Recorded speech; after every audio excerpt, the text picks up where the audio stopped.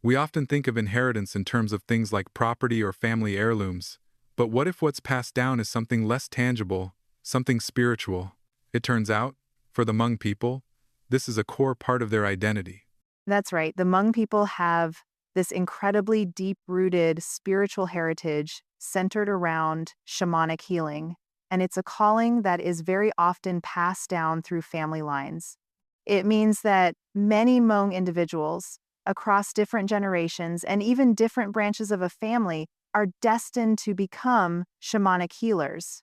It's a powerful reflection of this spiritual tradition being a familial inheritance.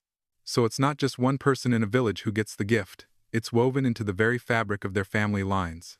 Exactly. It's fascinating because it reframes it from being just an individual trait to a collective inheritance. It's deeply integrated into what it means to be Hmong.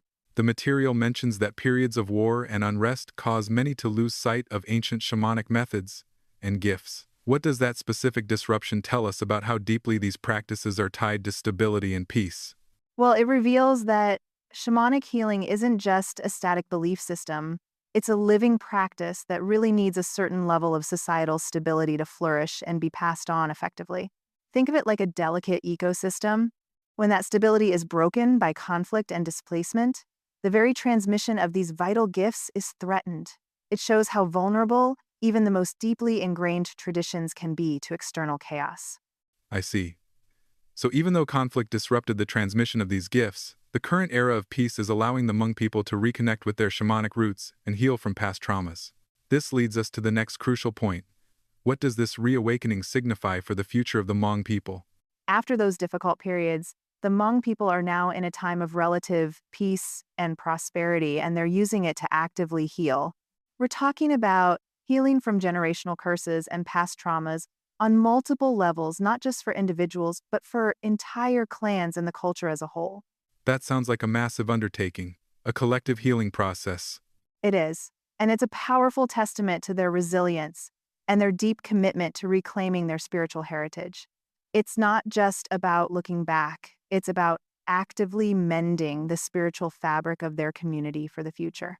Indeed, this reconnection is described as a profound, spiritual reawakening.